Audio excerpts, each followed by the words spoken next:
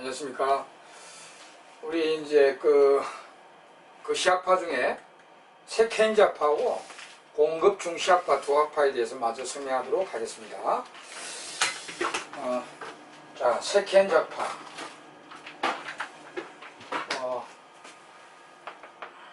세케이파.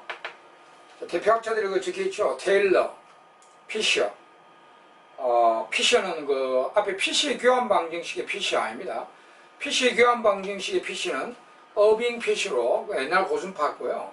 여기 세케인자파 피시는 S 피시입니다. 동명이인이죠. 테일러 피셔. 그 다음에 맨큐, 버냉키 이런 사람입니다. 맨큐하고 버냉키는 지금 살아계시죠. 미국의 경제학을 주름 잡고 있는 학파죠. 맨큐는 이름 많이 들어봤을 거예요. 맨큐의 경제학이라는 그 텍스트로 전 세계적으로 유명한 그 텍스트죠. 경제학 기본서죠. 이 사람은 경제학 그 기본서 하나만 가지고 재벌이 된 사람입니다. 그 다음에 이제 버냉키는 지금은 아니지만 미국의 연방준비 의장이었죠. 그 미국의 연방준비은행의 그 의장은 뭐 미국의 경제 대통령이라 봐도 무방합니다. 미국의 그 정치행정 대통령이야 뭐 트럼프나 오바마 이런 분들이고, 미국의 경제 대통령은 연방준비은행장인데 옛날에 그 이제 버냉키가 역임을 했었고 있습니다. 하여튼 뭐 이 대단한 학자들이죠. 이 학파들이 이제 다 합리적 기대는 인정. 합리적 기대 개념은 인정. 착각 없습니다. 그럼 자기 스승들하고 차이점이 착각에 빠진다. 노동자들이 물가를 모른다. 이 개념을 깼죠. 합리적 기대는 인정한다. 그죠? 인정한다. 노동자들이 물가를 합리적 기대한다. 이건 인정합니다. 근데 바로 그 다음에 물가를 알긴 아는데 반응 행동을 안 해요. 그거 분리시켜버리는 거죠. 알고 바로 반응한다. 이게 세고준파였죠. 노동자들이 물가를 알아가지고 임금 올리달라. 일 안 한다. 이거 반응이죠, 반응. 이걸 바로 연결하는 게 이제 세고준파였다면, 이 사람들은 합리적 기대는 하는데 여러 가지 이유로 반응 행동을 안 한다는 거죠. 반응 행동 안 하면 뭐 아는 거하고 행동하는 거 분리시켜버린 거죠. 이 앞에 총 공급이 수직으로 나온 이유가 노동시장에서 그거야.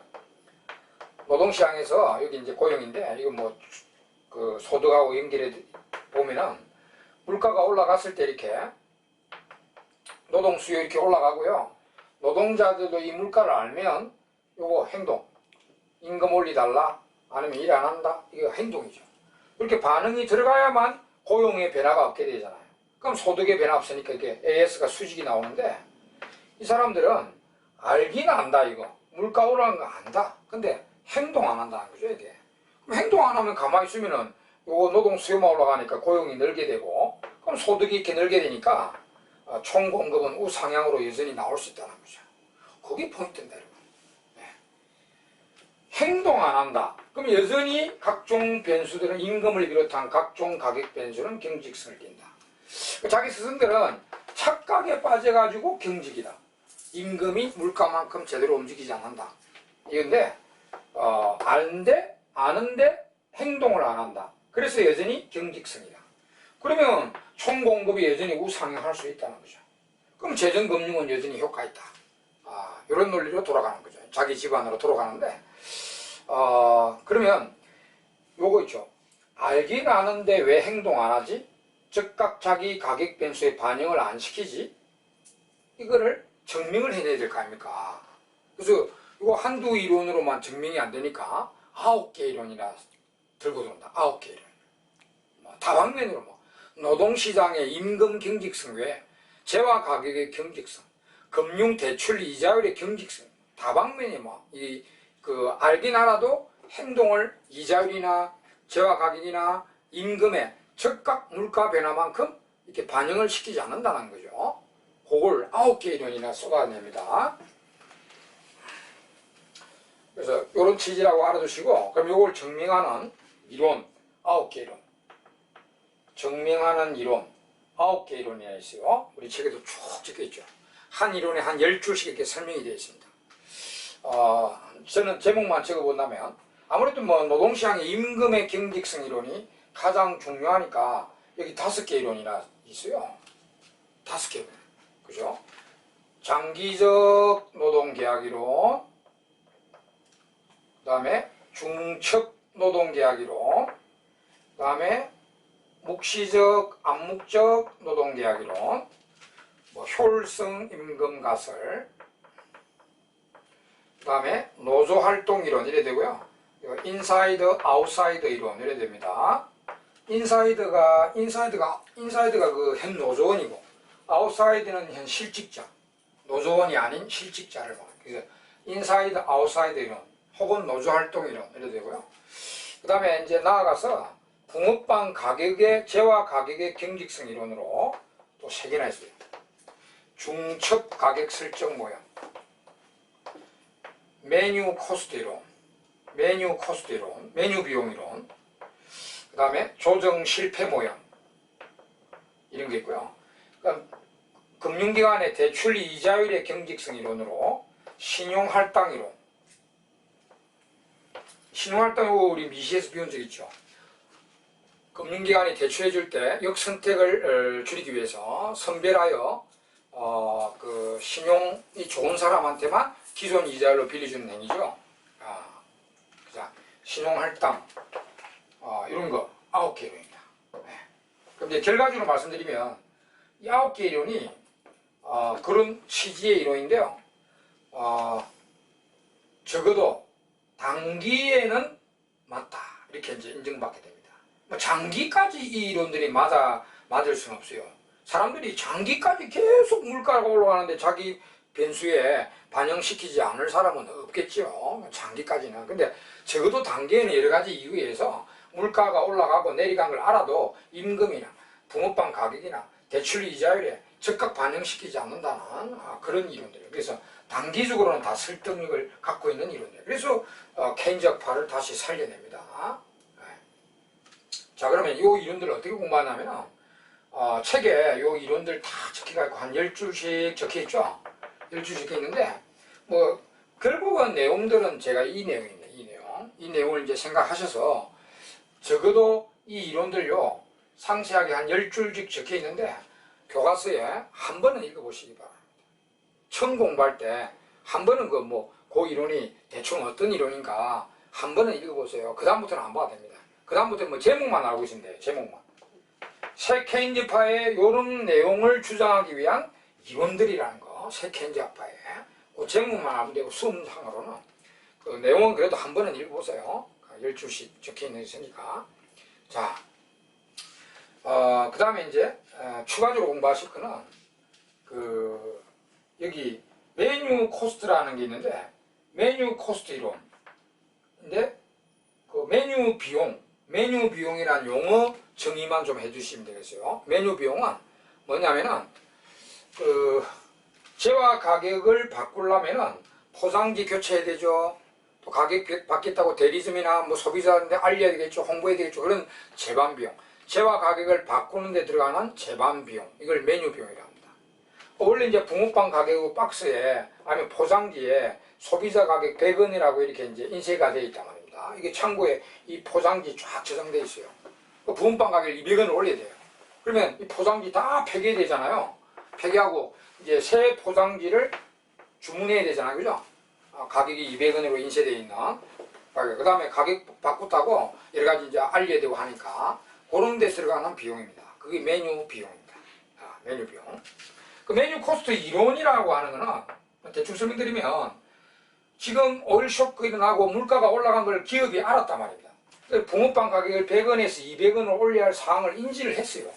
해도 이거 괜히 가격 바꿨다가 잘 팔리지도 않고 또 메뉴 비용만 괜히 들어갈 것 같으니까 단기적으로는 가격을 안 올린다는 거죠. 여기 이제 메뉴 비용 이론, 메뉴 비용 이론이고 하여튼 메뉴 비용이라는 용어 이제 알아두면 되고요. 그 다음 요 9개 이론 중에요. 요 효율성 임금 가설이죠. 요거 제일 중요한 이론입니다. 효율성 임금 가설. 요거는 제가 상세하게 설명하도록 하겠습니다. 이 효율성 임금 이론은 미시경제학도 관련되어 있어요. 아주 중요한 이론입니다. 그리고 최근에 경제학계에 아주 주목을 받고 있는 이론이에요. 효율성 있는 가설이. 요거는 제가 상세하게 책에는 다 적혀 있는데 그림은 없어서 제가 그림으로 해가지고 효율성 있는 가설에 대해서만 집중적으로 설명해 보도록 합시다. 자, 이 세켄지파의 이론 중에 임금의 경직성 주장 이론 중에 하나인 효율성 임금에 대해서 설명을 하도록 합니다. 자, 일단은 효율성 임금이 어떤 수준의 임금인가 알아야 됩니다. 책에는 그림이 없지만 제가 그림을 좀 그려드리면 이런 노동시장이 있어요. 노동수요, 노동공급이 있다. 노동수요, 노동공급이 있다. 그럼 요 시장균형임금의 시장의 균형임금, 요 실질임금으로 표시하면 시장균형의 요 실질임금은 뭐와 같아지는 실질임금일까요? 여기 효율임금은 아닙니다. 시장균형의 실질임금은 효율임금이 아니에요. 시장균형의 실질임금은 뭐와 같은 실질임금이냐면 노동의 한계 생산성과 일치하는 실질임금입니다. 노동의 한계 생산물과 일치합니다. 그거는 여러분 미시경제학 조금 날아가고 타임머신 타가지고 자, 미시경제학 제6장으로 한번 가보겠습니다. 타임머신 타고 책을 보지 마시고 다 공부하셨잖아요. 미시경제학 제6장에 가면은 노동시장, 노동수요 이윤극대 원리를 보면은 기업들의 노동 채용의 이윤극대 원리 한참 전에 공부했으니까 여러분 기억나시려나 모르겠습니다. 모든 시장이 완경일 때 기업도 완경기업이고 또 노동시장도 완전 경쟁 노동시장일 때 이런 게 있죠. 한계 생산물 가치 꼴 임금. 요게 이제 모든 시장이 완경일 때 노동 채용의 이윤극대 원리입니다. 여기 이제 요거는 명목임금이에요. 그러면 요거 물가를 이렇게 넘겨보면 이게 이제 실질임금이 나오죠. 실질임금이 노동의 한계 생산물과 일치하게 됩니다. 요 같은 말인데, 요게 바로 요 시장 균형의 노동 채용의 이윤극대 원리 시장 균형의 실질임금이다 이 말입니다. 근데 효율임금은 이놈보다 더 높은 실질임금이에요. 그러니까 더 구체적으로 말씀드리면 노동의 한계 생산물보다 더 높은 실질임금. 그게 효율임금입니다. 효율임금을 표시하면 여기. 이게 이 실질임금이 효율임금입니다. 현 노동시장의 노동의 한계 생산성보다 더 높은 실질임금. 이게 효율임금입니다. 이렇게 그림으로 보면 여기에요. 요거요. 그러면 이런 효율임금을 기업가가 이런 효율임금을 지불한다는 논리입니다. 기업가가.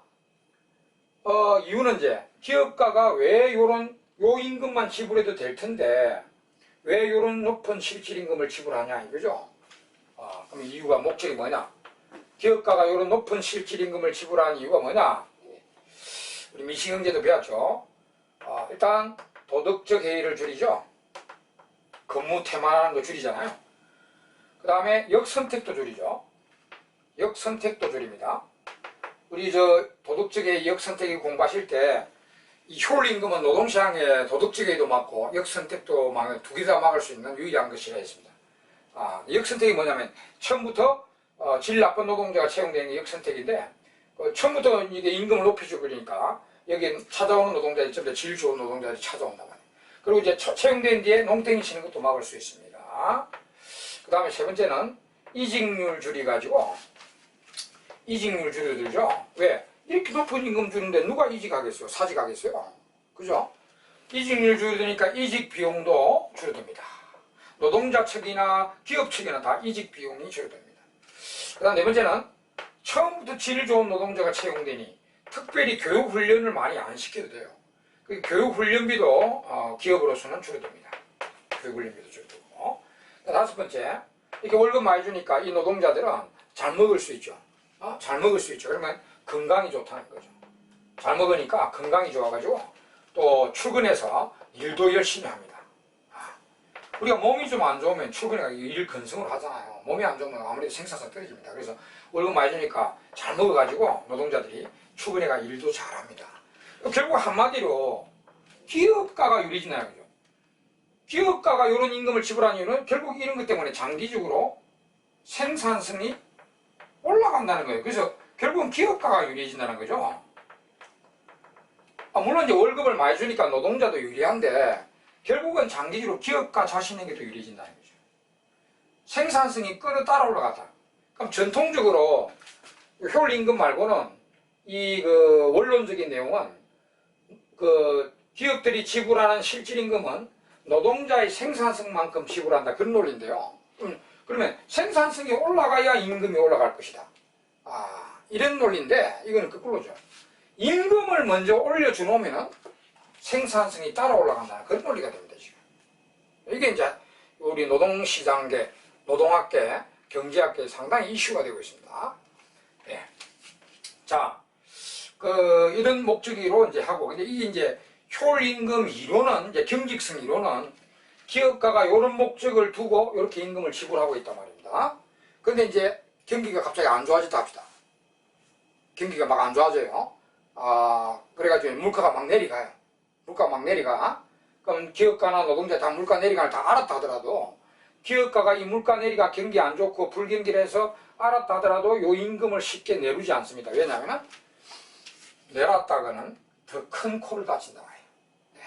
그러니까 이런 목적으로 이런 임금을 지불하고 있는데 경기 좀 안 좋다고 해서 임금을 확 내려버리면 기업가가 장기적으로 불리해진다는 거죠. 오히려. 그래서 당분간 안 내린다는 거예요. 경기가 안 좋아도 물가 내려간 거 알아도 안 내린다. 이게 이제 효율성 임금 가설입니다. 예. 그럼 마지막으로 이제 이 효율 임금을 지불하게 되면은 실업에 미친 효과는 양면성을 갖고 있습니다. 여기 이직률이 떨어지니까 효율 임금을 지불하면 자발 실업자는 감소를 하게 되죠. 자발 실업은 감소를 합니다. 단 여기 보세요. 이 기업이 이런 임금을 지불하니까 이 기업에게 채용되기 위해서 노동자들이 이만큼 노동 공급을 해야 됩니다. 근데 채용은 이것밖에 안 돼요. 이거는 일을 하고자 하는데도 채용 안 되는 심각한 실업, 비자발 실업은 늘어날 수 있습니다. 비자발 실업은 늘어날 수 있습니다. 요 나중에 보면 잠깐만 구조적 실업인데요. 비자발 실업 중에 이제 구조적 실업이라고 하는데 이 비자발 실업은 이렇게 늘어날 수 있고요. 자발 실업은 감소할 수 있는 그런 제도입니다. 네, 이렇게까지 효율임금 가설에 대해서 잘 알아두시기 바라고요. 자, 그러면 이제 우리가 이제 마지막 학파, 공급 중시 학파가 들어옵니다. 이거는 오늘 처음 등장하죠. 공급 중시 학파. 이것도 80년대 고전파 후예입니다. 주요 학자는 레파, 펠드스타인 이런 학자들인데 이때 80년대 그때 이제 미국의 대통령이 이제 레이건 대통령이죠. 레이건 대통령의 경제 스텝, 백악관의 경제 스텝들, 경제 보좌관들이 이 학파. 그래서 이 학파를 레이거노믹스라 불리게 됐다. 레이거노믹스. 이렇게. 공급 중시 학파. 이 학파도 고전파 후예입니다. 고전파 후예. 네. 자, 그럼 이 학파는 또 케인즈하고 어떤 80년대 때 전쟁을 했는가, 무슨 내용으로 전쟁했는가, 이들이 주장한 내용은 뭔가, 요걸 보여요. 그럼 요 학파는 우리 이제 시험용으로는 요 지금 앞에 학파들보다는 제일 중요하지 않은 학파입니다. 그래도 뭐 공부를 해야죠. 공급 중시 학파도 시험에 간혹은 나오거든요. 많이 나오는 학파는 아니지만, 그리고 간혹은 나오니까 이 공급 중시 학파의 내용도 우리가 살펴봐야 되겠습니다. 그죠?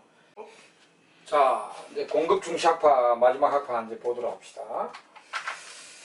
자, 이 레이거노믹스 공급 중시 학파, 레파나 펠드스타인입니다. 자, 이 학파는 케인즈 학파와 뭘 가지고 싸웠는가? 자, 이 공급 중시 학파. 일단 이 학파가 고전파 후예라고 불리는 이유부터 한번 봅시다. 고전학파 후예라고 불리는 이유는 첫째는 총공급을 중시했단 말이죠. 그래서 공급 중시학파다. 케인즈는 총수요 중시 경제학이잖아요. 수요 중시 경제학이 케인즈고 공급 중시 경제학이 고전파니까 이 학파도 공급을 중시했다는 거죠. 그 다음 두 번째는 이 학파도 가급적이면 정부는 개입하지 마라. 되도록이면 시장에 정부는 개입 않는 게 좋다. 이게 이제 정부 비개입주의를 주장했기 때문에 이런 사상이 이제 고전파 후예가 되는 것입니다. 그러면 약파는 80년대 케인즈들하고 뭘 싸웠냐면은 총공급이 수직이냐 우상향, 이걸 논쟁을 안 했습니다. 잘 보세요. 우리가 30년대부터 70년대까지 케인즈 학파들은 총공급이 우상향한다. 그래서 총수요 관리 정책이 효과가 있다. 고전파들은 총공급이 수직이니까 총수요 관리 정책은 소득에 효과 없다. 이 논쟁, 고전파들과 케인즈들이 이 논쟁을 30년대부터 70년대까지 논쟁했단 말입니다. 그죠? 근데 80년대 약파는 이걸 논쟁한 게 아니에요. 이게 수직이다, 재정금융이 효과 없다, 그걸 논쟁한 게 아니고, 이 약파는 적어도 단기에는 총공급이 우상향이라고 케인즈가 주장하는 것처럼 단기에는 총공급이 우상향한다고 인정해줍니다. 인정해줘요. 그럼 이게 수직이다 이렇게 주장하는 게 아니에요. 케인즈 말 맞다나 총공급이, 이 학파들도 자, 총공급은 너희들 말 맞다나 총공급은 우상향한다.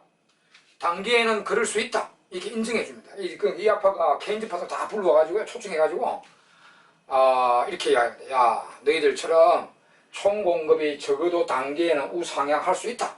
우리 인정해줄게. 이렇게 하니까 케인즈파들 엄청 좋아하죠. 고전파가 자기들 요거 총공급이 우상향이라고 인정해주니까 엄청 좋단 말입니다. 그렇지. 야, 이제 고전파도 우리를 인정하는구나. 총공급이 우상향한다고 자기들이 인정한다.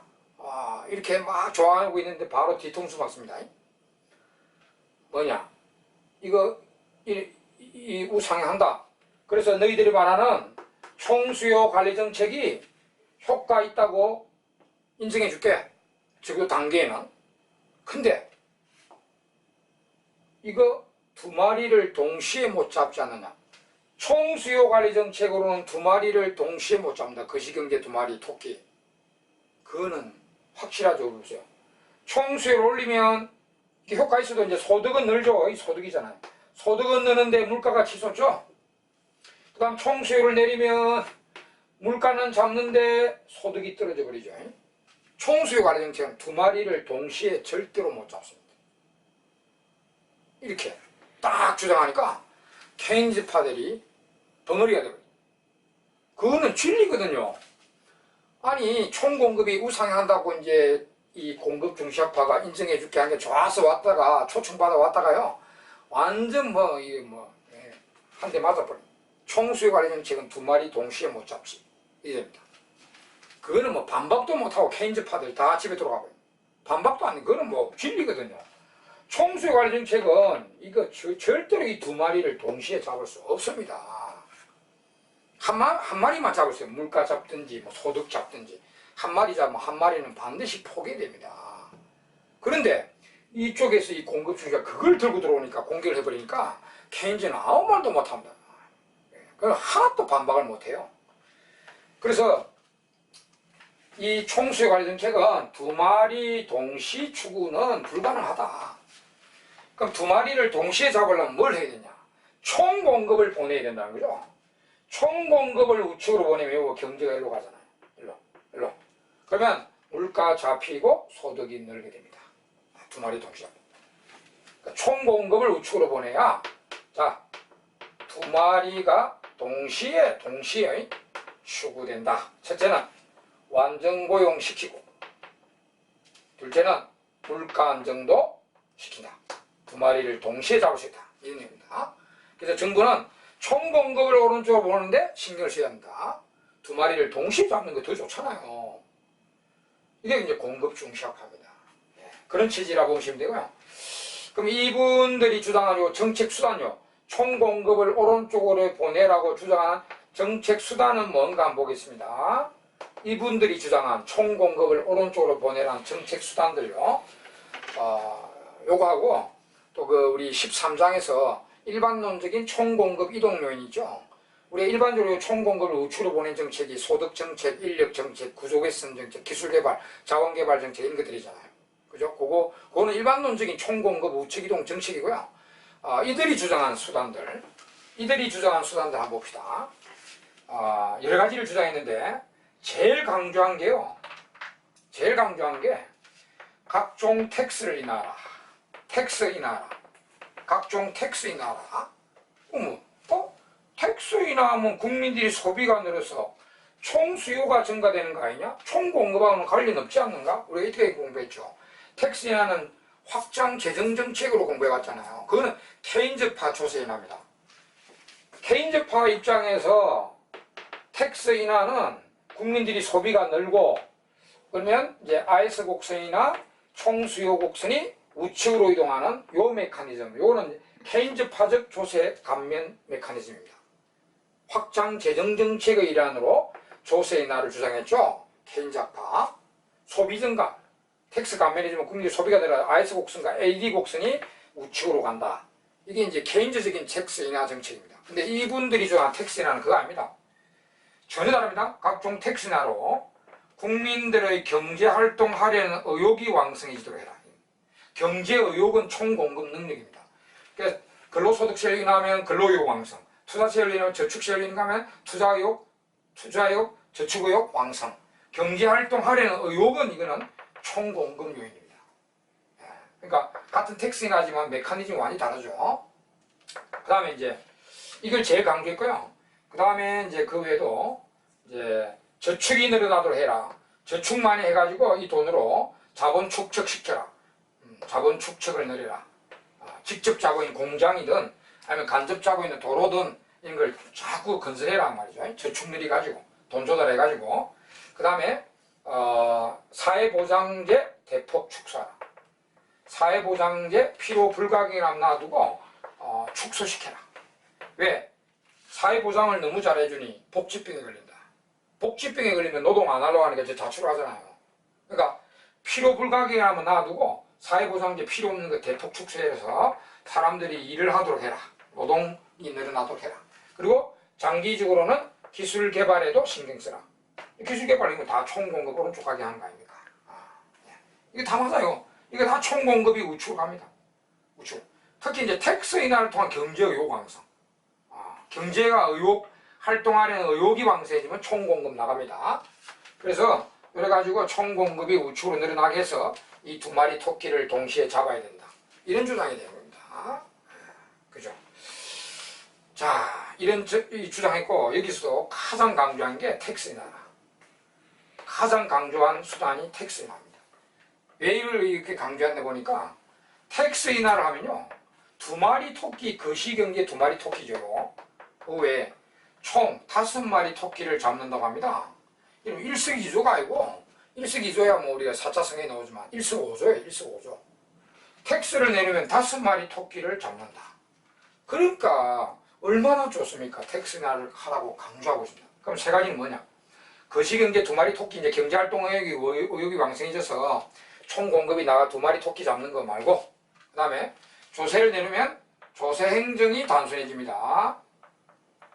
그럼 좋고, 그 다음에 여러분 미시에서 배웠죠? 세율을 내리면 사중적 손실이 세율 제곱으로 감소하죠.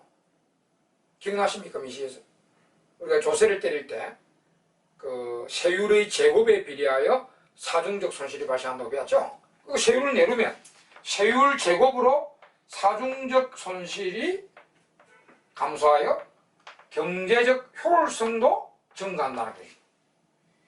그 다음에 이제 마지막으로 세수가 오히려 증가할 것이다.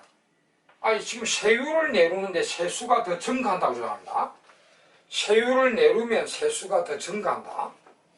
이거는 레파 곡선으로 근거를 이야기하고 있습니다. 레파 곡선.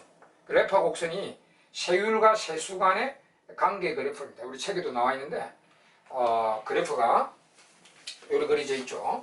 세율과 세수 간의 관계 그래프가 레파 곡선입니다. 여기 세율이고요. X축이. 여기 Y축이 정부 세금 징수액입니다.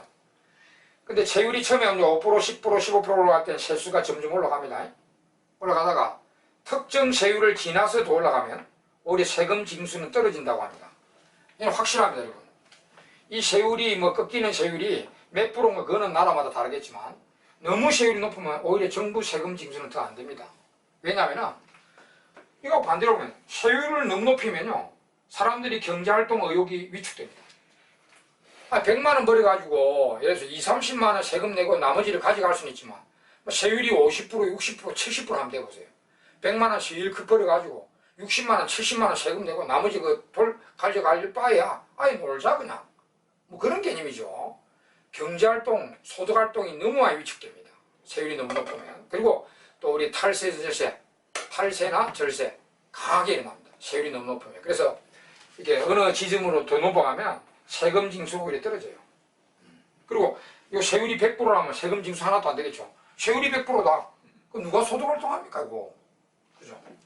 그래서 요런 이제 레파 국세인데, 레파가 자기 나라 그 미국의 세율이 여기라고 진다는 겁니다. 미국 세율은 아주 높습니다. 미국에는 부가치세가 없거든요. 우리나라 부가치세가 있는데, 미국은 부가치세가 없어가지고 소득 세율이 굉장히 높아요. 그래서 자기들 세율이 여기로 본 거죠. 여기 세율을 내놓으면 오히려 세수가 더 증가할 것이다. 이런 주장이죠. 하여튼 그건 하기 어렵겠지만, 바로 그 나라의 세율이 오른쪽이라면 무조건 세율을 내놔야 됩니다. 그래야 단순히 경제활동이 왕성해지고 탈세, 절세가 감소해서 세수가 더 증가하게 됩니다. 그래, 이 주장하면서 이렇게 세수도 증가한다. 그러니까 이제 종합적으로 말씀드리면, 텍스 인하라면 이 5마리 토끼를 동시에 잡는다. 이게 얼마나 좋냐. 그래서 텍스 인하를 강력히 주장합니다. 그리고 여기서 잠깐요. 텍스 인하도 구체적으로 이렇게 인하를 하라고 합니다. 우리나라뿐만 아니라 지금 전 세계 자본주의가 소득세율 구조를 보면 소득 구간에 따라서 세율이 한계 세율이 점점 올라가는 초과 누진 세율로 되어 있거든요. 소득 구간에 따라서 세율이 점점 올라가는 초과 누진 세율로 되어 있는데 이걸 갖다가 전 소득 구간의 단일 한계 세율로 바꿔라면서까지 세율을 인하라고 주장합니다.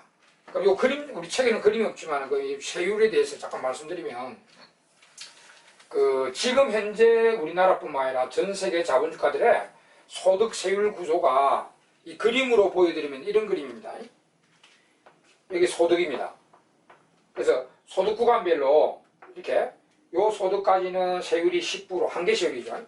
요 초과 소득 구간의 세율이 20%, 요 초과 소득에는 세율이 30%, 요 초과 이제 요 최고 소득 구간에서는 세율이 40%. 그래서 단계로 기울기가 한계 세율인데, 이렇게 세율이 점점 올라가는 요 구간은 한계 세율이 10%, 여기는 한계 세율이 20%, 여기는 한계 세율이 30%, 여기는 한계 세율이 40%. 이걸 우리 초과 누진 세율 구조 혹은 비선형 소득세 구조라 이렇게 부르는데요. 이걸 갖다가 전 소득 구간의 단일 한계 세율로 바꿔라 합니다. 전 소득 구간의 단일 한계 세율. 이렇게. 물론 여기에 최저 소득이라면 여기는 오히려 정부가 세금 거두지 말고 보조금 내주고, 그 다음에 여기부터 이제 전 소득 구간의 단일 세율로 바꿔라. 이렇게. 직선이 되는 거지. 이렇게. 이거는 오히려 이제 보조금 주면 세금 때리는 게 아니고, 요 이상에서는 전부 단일 세율, 그러니까 단일 한계 세율. 단일 한계 세율 주장. 전 구간에 예를 들어서 이 소득이 높거나 낮거나 전 구간의 한계 세율이 예를 들어서 15% 이런 식으로 이렇게 단일 한계 세율을 하라고 주장하면서 세율을 전반적으로 내리라고 주장합니다. 이러면 세율은 전반적으로 내려가는데 이렇게 하면서 이 5마리 토끼를 잡아라고 주장한 학파가 공급 중시 학파입니다. 근데 이거 5마리 토끼가 다 잡히는 걸로 인정을 받았어요. 근데 레이건 행정부에서 이 경제 스태프들입니다. 근데 소득세율 구조를 이렇게 바꾸지 않았습니다. 바꾸지 않았고, 또 전 세계적으로도 소득세율 구조를 이렇게 단일 한계 세율로 바꾼 나라가 아무도 없어요. 이 5마리 토끼가 다 잡히는 걸로 인정 다 받았습니다. 그런데도 왜 이렇게 세율 구조를 이렇게 안 바꾼나 하면은 한 마리 호랑이를 놓칠 수 있기 때문에. 이러면 토끼 5마리와 호랑이 1마리를 바꿀 수 있겠습니까? 못 바꾸겠죠. 이거는 토끼 5마리밖에 안 돼요. 그럼 한 마리 호랑이가 뭐냐? 오늘날 제일 중요한 조세제도의 제일 중요한 기능이 공평성 기능입니다. 공평성 기능이 가장 중요 기능입니다. 그럼 이래 보세요. 이렇게 세율 구조를 바꾸면 여기 고소득자 구간 한번 보세요. 얼마나 세금이 깎입니까? 엄청나게 고소득자한테 유리해지게 됩니다. 그러니까 공평성이 심히 저해될 우려가 있거든요. 요거 때문에 이렇게 5마리 토끼가 다 잡히는 걸로 인정받았으면서도 이렇게 세율을 바꾼 나라가 아무도 없다. 전 세계적으로. 그런 것은 이 공평성 저해 우려 때문입니다. 그렇게. 그러니까 요 학파의 그 문제점이라고도 보던데, 공평성 저해 문제. 그러니까 다른 거는 다 인정받았어요. 5마리 토끼 다 잡힌다. 세율 내려오면 이렇게 된다. 그래서 막 이게 다 인정받게 되는데 그겁니다. 이렇게 해서 이제 공급 중시 학파를 정리하시면 되겠습니다. 그래서 이상으로 이제 옛날 고전파부터 공급 중시 학파까지 총 7개 학파의 정책 견해를 종합 정리해 드렸습니다. 자, 그러면 이제 다음 시간에 우리가 이제 장을 넘겨서 새로운 내용, 이제 물가 인플레 시럽장으로 넘어가도록 하겠습니다. 자, 이번 시간 여기까지 수고 많았습니다.